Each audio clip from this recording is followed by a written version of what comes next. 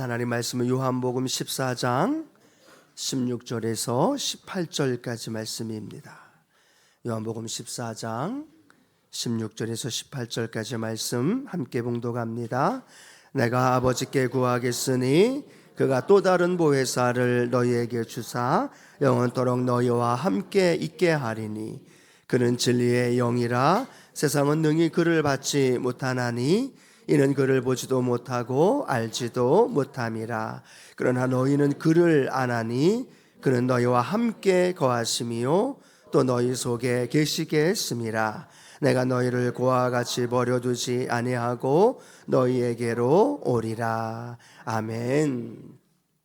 함께 읽은 말씀 가지고 예수님과 함께하는 삶이란 제목으로 함께 하나님 말씀 나눕니다. 함께 고백할까요? 예수님과 함께하는 삶, 예수님과 함께하는 삶.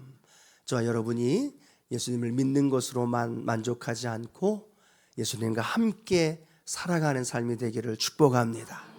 힘들 때도 어려울 때도 기쁘고 감사할 때도 그곳이 예수님과 함께하는 곳이고 그곳에 하나님의 놀라운 은혜로 함께 하실 줄로 믿습니다. 2026년 들어와서 우리가 신약 성경 권별로 해서 함께 하나님의 말씀을 나누고 있는데요. 벌써 오늘 사복음서의 마지막인 요한복음입니다. 마태복음, 마가복음, 누가복음을 함께 나눴고 오늘 요한복음에 대해서 나누는데요.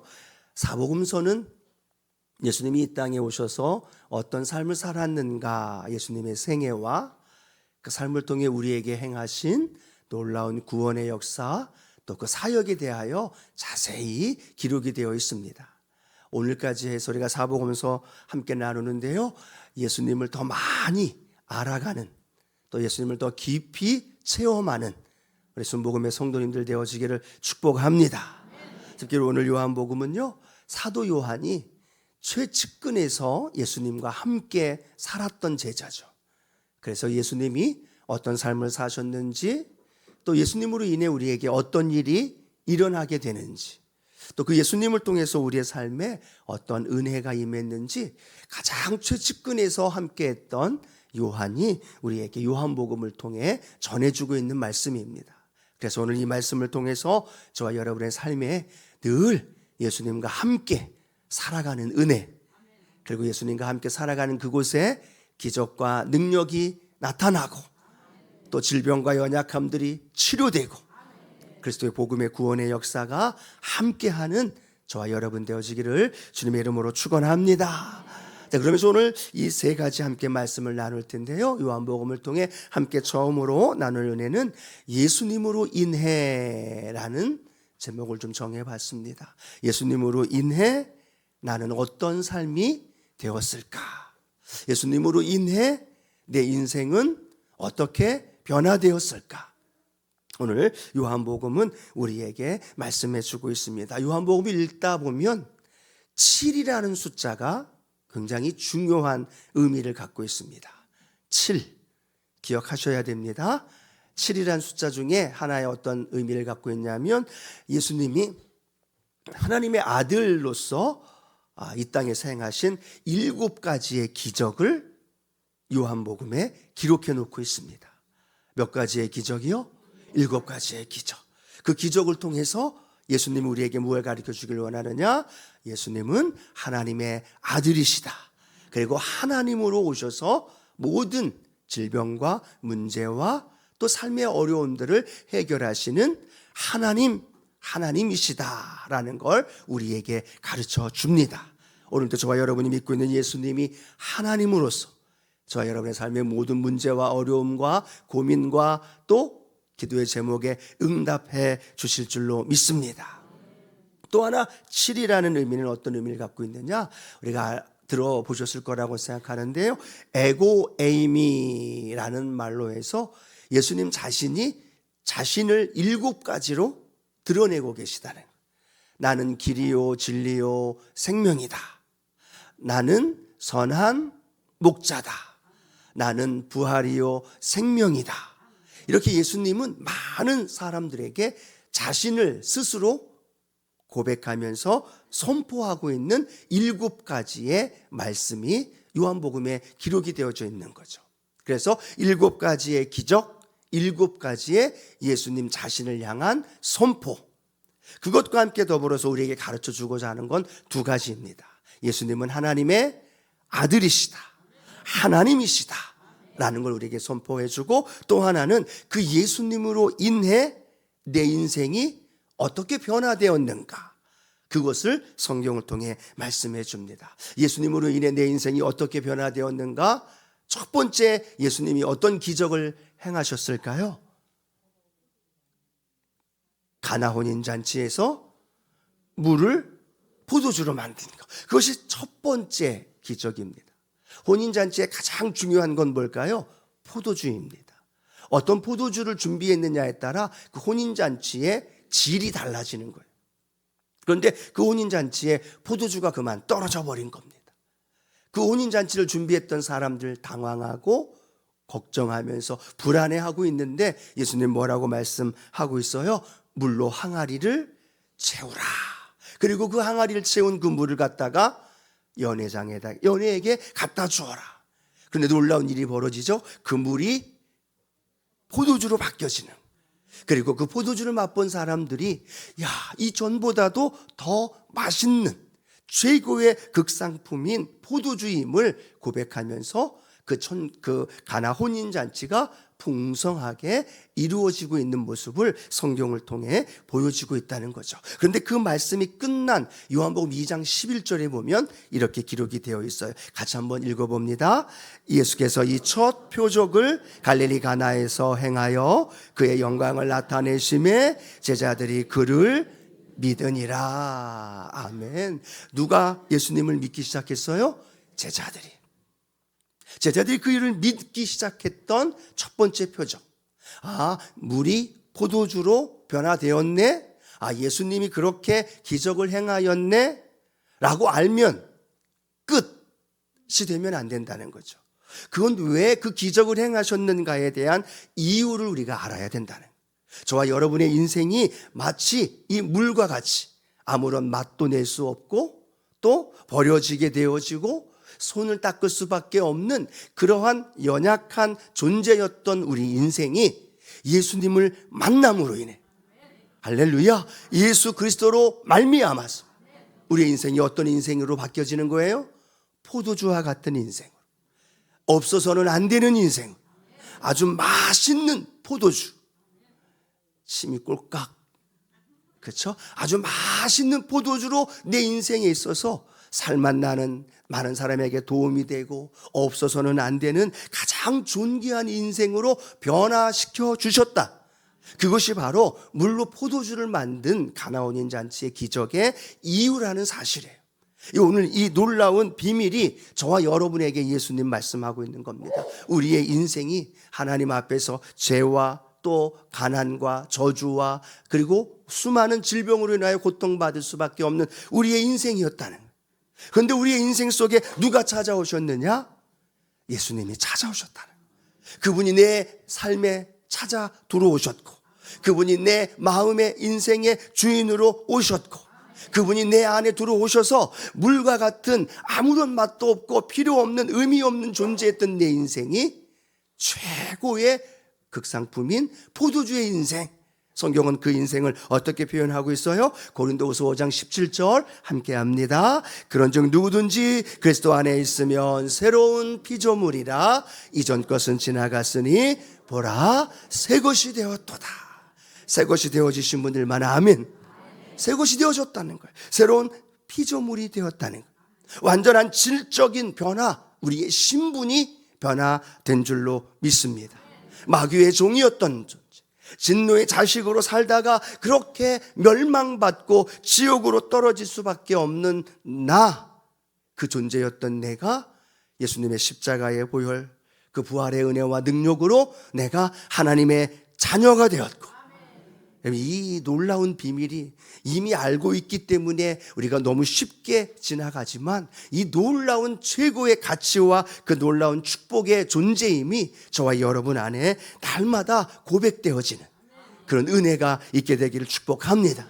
그래서 우리 신앙생활에 나가면서 우리가 반드시 잊지 말아야 할 것, 늘 기억하면서 내가 하나님 앞에 서야 할 것이 있다면 예수님으로 인하여 내가 어떠한 존재가 되었는가, 이것이 늘 내 삶 속에서 가장 중심이 되어져야 된다는 거예요. 예수 믿기 전에 나, 그런데 예수님의 핏값과 그 흘리신 보배로운 피로 말미암아 변화되어진 나, 이거면 모든 것이 내 삶 속에서 가장 하나님의 주시는 은혜요 축복이고 하나님의 놀라운 사랑인 줄로 믿습니다. 그 사랑이 오늘 요한복음을 통해 계속 우리에게 전해주는 거예요. 남자 5, 6명째 살면서 외롭고 슬프고 방황하며 갈증 내고 있는 수가성 여인, 장녀, 과부, 어린아이, 세상 사람들은 다 외면합니다. 세상 사람은 다 멸시합니다. 세상 사람들은 그들을 필요로 하지 않는다는 겁니다. 그런데 예수님은 그들을 찾아가셔요.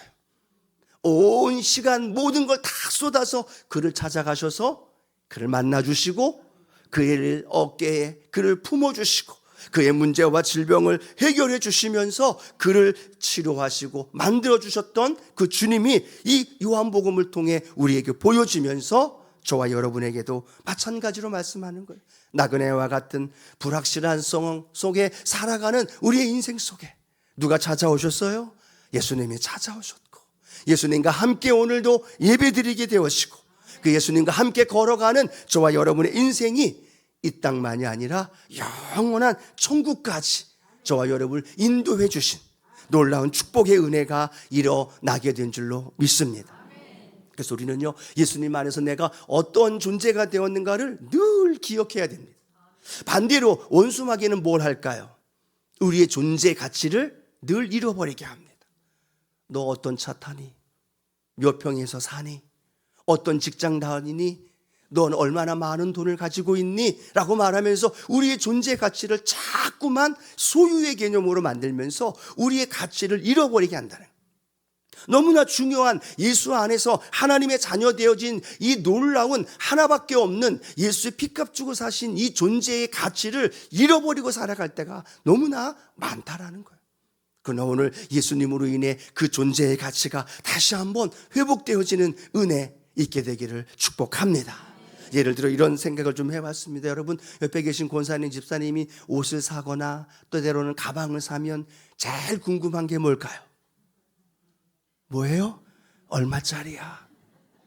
얼마 주고 샀어? 안 물어봐도 되는데 괜히 물어봤다가 마음 상처받고 시험에 들잖아요. 얼마짜리냐고 물어봐요. 그게 제일 큰 관심입니다. 왜? 가치에 대한 이야기인 거죠. 여러분, 누가 껌 씹던 껌 버리면 그 껌을 여러분은 어떻게 합니까? 주습니까? 아니죠. 쓰레기통에 버리거나 외면하게 되어지죠. 그런데 맨체스터 유나이티드의 퍼거슨 감독이라는 감독이 영국 프리미어리그 은퇴 전 마지막 경기에서 씹던 껌, 그 껌을요 버렸어요. 당연히 버리죠. 그런데 누군가가 주워서 그것을 경매에 붙였어요. 근데 그 가격이 얼마인지 아세요? 놀랄 생각하시면서 5억 8천만 원. 이 정도 놀라면 안 되는데 씹던 껌 버렸는데 그걸 저렇게 투명에 놓고 경매에 붙였는데 5억 8천만 원. 제가 씹던 껌 여러분 어떻게 하시겠어요? 그런데 이 퍼거슨 감독이, 그렇죠? 누가 씹던 껌이냐에 따라 그 가격이 매겨지기도 하고 5억, 상상할 수 없는 가격이 매겨진다라는. 근데 우리는 너무나 쉽게 우리 자신이 어떤 존재라는 사실을 잊어버리고 살아요. 예수 그리스도 하나님 아들이신 예수님의 핏값을 주고 나를 샀고 나를 자녀 삼아 주셨고 내 가치가 어떤 존재인가를 생각해야 되는데 자꾸만 소유와 환경과 내게 주어진 것으로 인하여 내 정체성, 내 소유, 내 가치를 잃어버리고 살아갈 때가 너무나 많더라. 그때 우리 주님 마음이 얼마나 아플까요? 내가 너를 어떻게 샀는데, 내가 너를 어떻게 구원했는데, 내가 너를 어떻게 자녀 삼아 줬는데, 물질 조금 때문에, 질병 때문에, 환경 때문에 낙심하고 절망하면서 가치 없는 인생으로 살아가는 우리의 모습을 보며 우리 주님이 얼마나 마음이 아파하실까. 물로 포도주를 만드시고 수많은 기적과 이사를 행하시면서 질병을 치료하시면서 우리 주님 우리에게 말씀하는 건 넌 어떤 존재인지 아니? 예수 그리스도짜리, 예수짜리야. 얼마로 매길 수 없는 하나밖에 없는 이 세상에 가장 존귀한 하나님의 자녀, 그 자녀로 저와 여러분 살아갈 수 있는 은혜가 있게 되기를 축복합니다. 마귀의 속임수에 넘어가지 마세요. 소유의 때에 따라서 내 마음 흔들리거나 좌절하거나 낙심하지 말고, 오늘 예수님으로 인하여 내가 어떤 존재가 되었는가, 늘 아침마다, 늘 힘들 때마다, 늘 기쁠 때마다 기억하면서 그 은혜 안에 담대히 살아갈 수 있는 저와 여러분 되어지기를 축복합니다. 그것이 예수님으로 인해 내가 어떤 존재가 되었는가를 요한복음을 통해 우리에게 말해주고 있다는 거죠. 두 번째, 요한복음은 예수님과 더불어 우리가 어떤 삶을 살아야 하는지를 설명해 주고 있습니다. 여러분, 최고의 가치 있는 존재가 살아가는 삶에 가장 최고의 가치 있는 것이 무엇일까? 그것은 바로 하나님을 예배하는 것인 줄로 믿습니다. 오늘 우리가 함께 모여 드려지는 이 예배가 우리의 인생에서 가장 최고의 가치 있는 것, 가장 최고의 소중한 것, 그 어떤 것에게도 양보할 수 없고 빼앗길 수 없는 가장 가치 있는 것이 바로 하나님을 예배하는 예배의 그것이인 줄로 믿습니다. 하나님께 나아갈 수 없었던 죄인이에요. 하나님께 나아가서 예배드릴 수 없고 하나님 앞에 감히 설 수 없는 원수 되었던, 죄인 되었던 우리. 그런데 오늘 이 자리에서 우리는 하나님께 예배드릴 수 있는 거예요. 그것이 예수 그리스도로 인한 우리에게 주신 축복이고, 우리 인생에서 가장 소중한, 가장 귀중한 예배가 저와 여러분 안에 나타나게 될 줄로 믿습니다. 그래서 예배라는 단어가 영어로 worship이라는 단어를 갖고 있어요. 이 worship이라는 단어는 두 가지의 단어가 연결되어져 있는 겁니다. 하나는 worth이라는 가치라는 단어, 그리고 ship이라는 행위라는 의미를 갖고 있다는 겁니다. 그래서 최고의 가치 있는 행위를 행할 때 그것이 바로 월십이 되어지고 하나님을 예배하는 예배의 시간인 줄로 믿습니다. 그 어떤 장소보다도, 그 어떤 만남보다도, 그 어떤 사람보다도 가장 소중하게 우리가 하나님 앞에 드려지는 예배가 오늘 이 예배, 하나님 앞에 드려지는 우리의 예배가 되어지기를 소원합니다. 예배를 드릴 때 어떤 마음으로 오셨나요? 가장 가치 있는, 내가 내 인생에서 가장 최고의 것으로 하나님 앞에 드릴 수 있는 것, 그것이 오늘 드려지는 예배다 라는 마음으로 오신 줄로 믿어도 되죠? 아멘. 내 물질도, 내 마음도, 내 온매음새도, 내 마음 모든 것들이 하나님, 내가 오늘도 최고의 것으로 하나님께 드려집니다. 그것이 하나님 앞에 기쁨과 감사로 나아갈 때 그 예배가 하나님께 최고의 것으로 드려지게 되고, 그것이 하나님 기뻐 받으시는 예배의 삶으로 우리를 인도해 주실 줄로 믿습니다. 이번 르완다 선교를 통해서요, 저희가 3개의 닫힌 교회를 방문했습니다. 르완다 정부가 교회를 닫으라고 명령을 내리면 그렇게 예배드리며 하나님 앞에 찬양했던 수백 명이 모여서 예배드렸던 그 예배당이 문이 닫힙니다. 1년 6개월 정도 넘게 교회가 닫혀 있는 곳, 우리가 3군데를 방문했어요. 교회 처음 방문했는데 그 교회의 문이 열려 있고 오고 가는 성도들이 있고 함께 찬양하면서 함께한 그곳에 자물쇠로 덜컹 잠겨 있어요. 잠겨 있는 모습 보고 너무나 마음이 아픈 거예요. 겉으로 보기에는 그래도 괜찮고 아름다워 보여 있는데 오늘 이 성전입니다. 그런데 그 문이 닫혀 있는 거예요. 패스터를 불러서 우리가 그 안에 들어갑니다. 1년 반 동안 그 나무 의자, 그리고 성전에 있었던 인테리어, 또 그 지붕 모든 것이 엉망이 되어버렸어요. 1년 반 동안 아무도 들어갈 수 없으니까 저희는 뭣도 모르고 들어가서요, 선교팀들이 열심히 찬양하고 주여 삼창하고 기도하면서 하나님, 이곳이 다시 열려져서 마음껏 예배하게 하여 주옵소서. 수백 명이 모여서 예배했던 곳이라는 거예요. 근데 1년 반 동안 사람이 들어올 수 없고 예배할 수 없는 거예요. 뭣도 모르고 열심히 주여 삼창하고 기도하고 찬양하고 하나님 앞에 기도했는데 나중에 알고 보니까 그렇게 하면 안 된대요. 정부가 막았기 때문에 거기에서 찬양하거나 기도하면 안 된다는 거예요. 근데 우리는 처음 갔기 때문에 모르니까, 그때 선교사님이 또 외부에 있었기 때문에 우리가 그렇게 예배를 드려 함께 기도하면서 또 하나님 앞에 부르짖었는데 너무 마음이 아픈 거죠. 우리도 거기서 예배할 수 없고 찬양할 수 없는데, 근데 주변에 있는 모든 성물들이 너무나 휑한 모습으로 폐허가 되어 있는 모습을 보면서 너무나 마음이 아프면서 세계의 교회만이 아니라 르완다 정부를 통해 그 닫혀있는 많은 교회들이 하나님 열려지게 하여 주시옵소서. 근데 내 마음속에 그런 마음이 드는 거예요. 우리 인생에 하나님을 예배하지 않는 인생, 하나님을 예배하지 않는 사람들, 겉으로는 화려합니다. 수많은 권력, 수많은 환경, 좋은 조건과 여건 속에 살아갑니다. 누가 봐도 잘 나가는 것 같고 훤칠해 보입니다. 그런데 그의 인생이 하나님을 예배하지 않는다면, 하나님을 찬양할 수 없는 존재라면, 여전히 우상을 섬기고 있고 여전히 자신을 믿고 자신과 함께 살아가고 있는 그 인생을 본다면 그 인생만큼 안타까운 인생이 어디 있을까?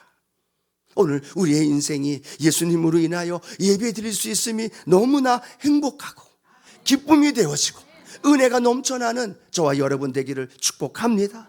그러나 우리가 지난주 또 주일 예배 때 키니냐에서 교회에서 예배를 드렸어요. 한 몇백 명이 모여서 앞에 20, 30명 성가대 찬양팀이 모여서 춤을 추면서 악기를 동원하면서 또 그 찬양팀만 찬양하는 게 아니라 앞에 있는 회중들이 나오면서 춤을 추고 찬양하며 열기를 다하여 하나님을 찬양하는데요, 너무나 대조가 되어지면서 너무나 마음이 기쁘기도 하고 한편으로는 너무나 마음이 아프기도 하더라는. 하나님, 오늘 우리 여도수목음 수원교회가 그렇게 하나님을 전심으로 예배할 수 있는 우리 예배, 우리 교회가 되게 하여 주시옵소서. 우리 성도들을 되게 하여 주시고 그 삶의 자리, 가정, 직장, 삶의 자리에서 하나님을 인정하고 높여드리고 마음껏 그 하나님을 찬양하며 나아갈 수 있는 우리 성도님들 되게 하여 주시옵소서. 오늘 저와 여러분의 가정이 예배의 가정이 되길 축복합니다. 여러분의 일터가 예배드리는 찬양이 울려 퍼지고 말씀이 울려 퍼지고 문을 닫으라고, 여러분 우리도 경험했잖아요. 코로나 팬데믹 때 숫자에 몇 명 나와서 예배드리고 교회 나와서 예배드리고 싶어도 정부가 문 닫고 못 나오게 했던 경험 있잖아요. 그 순간에 우리 예배의 귀함을 너무나 잘 알았지만 이제는 어느덧 예배의 소중함을 잃어버린 채 살아가고 있는 건 아닌가 생각해 보면서 예수님과 더불어 이 세상에서 가장 가치 있는, 가장 최고의 소중한 이 예배, 그 어떤 것에도 빼앗기지 않고 그 어떤 것에도 양보하지 않고 예배가 예배되어지고 우리의 가정과 삶의 자리에 내가 예배자가 되어서 부르신 그곳에서 찬양하면서 길을 걸어가고 내가 멈추는 그 삶의 자리가 예배가 되어져 그 예배를 통해 임재하시는 하나님의 축복이 함께하기를 주님의 이름으로 축원합니다. 예배드리는 곳에 귀신이 떠나가고 질병이 치료되어지고 예배를 통해 주님이 다스림이 선포되어지기 때문에 내 삶의 주인 되신 그 놀라운 은혜가 우리 안에 함께하기를 축복합니다. 세 번째, 예수 그리스도와 예수님과 함께하는 삶을 살아야 되어지는 거죠. 새로운 피조물, 최고의 가치가 되었어요. 그리고 최고의 가치 있는 삶의 자리에서 예수님을, 하나님을 예배하게 되어지고 그 삶의 자리에 예수님과 함께 걸어가는 저와 여러분이 되어지기를 축복합니다.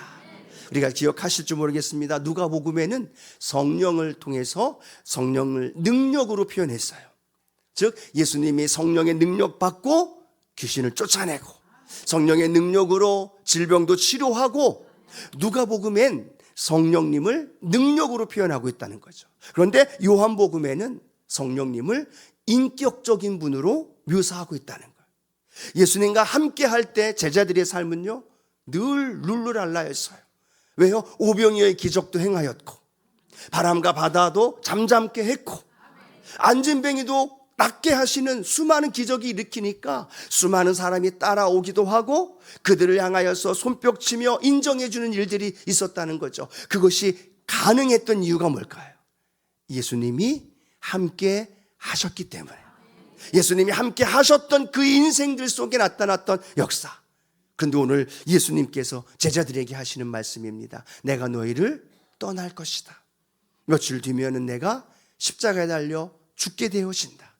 그들은 불안합니다. 제자들은 염려합니다. 그러면 나는 어떻게 해요? 그러면 우리의 꿈은 어떻게 합니까? 라는 제자들의 불안함 속에 예수님께서 제자들에게 하셨던 말씀이죠. 요한복음 14장 16절 함께 합니다. 내가 아버지께 구하겠으니 그가 또 다른 보혜사를 너희에게 주사 영원토록 너희와 함께 있게 하리니. 아멘. 영원토록 제자들과 함께 하시는 예수님, 십자가 달려 돌아가시지만 예수님과 똑같은 보혜사 예수님의 성령님을 제자들에게 보내주시고 그들과 영원토록 함께 하신다는 것. 여러분 아시나요? 제자들과 함께 하셨던 성령님이, 예수님과 함께 하셨던 성령님이 오늘 저와 여러분과 함께 하십니다. 예수님과 함께 하셨던 성령님으로 인하여 예수님은 수많은 기적과 이사를 행하였다는 것. 근데 놀라운 건요, 예수님은 떠나 승천하셨지만 성령으로 충만함 받았던 제자들의 삶은요, 성령님과 함께 살아가면서 예수님이 행하셨던 기적과 이사와 능력을 제자들도 행하더라는 거예요. 베드로를 통해 안진뱅이가 일어나고 죽은 자가 살아나고 귀신들이 떠나가더라는 거예요. 예수님이 성령으로 제자들과 함께 하셨기 때문에. 그렇다면 오늘 저와 여러분의 삶에 성령님이 함께하고 계심을 믿으시면 아멘. 함께 하신다는 거예요. 예수님과 함께 하셨던 성령님, 제자들과 함께 하셨던 성령님, 오늘 저와 여러분과도 함께 하십니다. 그 성령님은 우리가 외로울 때, 지칠 때, 답답하고 내 마음이 혼란스러울 때도 성령님은 나와 함께 하시면서 내 길을 인도해 주시고 함께 내 삶을 붙들어 주시고 내 삶 가운데 수많은 문제와 어려움 속에서도 응답하시고 역사하시는 능력의 주님, 그 주님과 날마다 동행하는 저와 여러분 되어지기를 소원합니다. 인격적이신 성령님 환영합니다. 인정합니다. 모셔드리며 의지합니다. 이 고백이 날마다 저와 여러분의 삶의 현장 안에 있게 되기를 소원합니다. 르완다에서 선교하면서요, 함께 사역하면서 이 르완다 어린 친구들이 가장 게임하면서 힘들었던 게임 중에 하나가 뭐냐면 2인 삼각입니다. 둘이서 저희가 준비한 끈을 묶어서 2인 삼각 하는 거. 한 번도 안 해봤는지 우리는 무조건 그냥 점프 하니까 점프만 해요. 근데 그들의 삶에서 이 굉장히 어려운 2인 삼각을 하다 보니까 여러 가지 넘어지기도 하고 어려운 일들이 나타나기도 하는 모습을 보게 되어집니다. 근데 여러분, 우리가 알다시피 2인 삼각에서 이기는 방법은 여러 가지 있지만 지는 방법 하나 딱 말하면 뭐라고 얘기를 할까요? 혼자 달려가면 집니다. 혼자 가면 내가 아무리 빨라도 100m를 아무리 9초 10초 때 달려도 혼자 달려가면 옆에 있는 짝꿍 파트너와 함께 달려가지 않으면 질 수밖에 없는 것이 이 게임의 모습이라는 거죠. 말씀을 준비하면서 그렇게 생각해 봤습니다. 성령님을 우리와 함께 보내주셨는데 지금 나는 나 혼자 달려가고 있지 않는가? 나는 똑똑해, 나는 지혜로워, 나는 수많은 배경과 백그라운드가 있어, 나 혼자 할 수 있어 라고 말하면서 나 혼자 달려가면서 처음에는 잘 달려가는 것 같지만 결국은 넘어지고 결국은 쓰러지고 결국은 패배하는 그 아픔을 겪고 살아가고 있지는 않은지, 내 안에 나의 성전 삼아 함께 하시는 성령님이 날마다 우리와 함께하고 있음을 기억하면서 아침부터 저녁 잠잘 때까지 성령님 나와 함께 하옵소서. 환영합니다. 인정합니다. 내 사업장, 내 길, 내 모든 삶을 맡기고 인정하고 그 성령님의 인도하심 속에 살아가는 우리 믿음의 성도님들 되어지기를 축복합니다. 여러분의 사업장 성령님께 맡겨보십시오. 여러분의 자녀들 성령님께 맡기며 의지해 보십시오. 성령님께서 그 일을 이루어 주시고 그 삶의 놀라운 일들로 우리 가운데 인도해 주실 것을 바라보면서 담대히 살아갈 수 있는 저와 여러분 되어지기를 축복합니다. 전 이번 선교 가서 참 많은 걸 깨달은 가운데 20년 동안 르완다 땅에서 연약한 여인의 모습으로 결혼도 안 하고 또 많은 질병 수술하고 어려운 위기 속에서도 18개의 교회를 세우고 그 교회 옆에는 늘 유치원과 학교를 세우고 그리고 수많은 사람들을 복음화하고 있는 선교사님 모습 보면서 성령님이 늘 함께 하셨기 때문에 그 모든 사역이 가능했겠구나라는 그런 혼자만의 믿음의 깨달음을 느껴본 적이 있습니다. 오늘 저와 여러분 성도님 삶의 현장에도 성령님과 함께 걸어가는 삶의 자리에 불가능을 가능하게 하시고 한계를 뛰어넘게 하시고 하나님 놀라운 축복을 인도하시는 하나님의 사랑이, 그 놀라운 주님의 돌보심이 우리 성도님의 삶 가운데 함께 하시는 줄로 믿습니다. 그 성령님과 동행하면서 예수님으로 인해 내가 어떤 존재가 되었는지, 예수님과 함께 가장 최고의 가치 있는 예배를 드리고 예수님과 함께 걸어가는 삶의 자리, 놀라운 하나님의 통치와 다스리심이 함께하는 믿음의 성도님들 되어지기를 주님의 이름으로 축원합니다.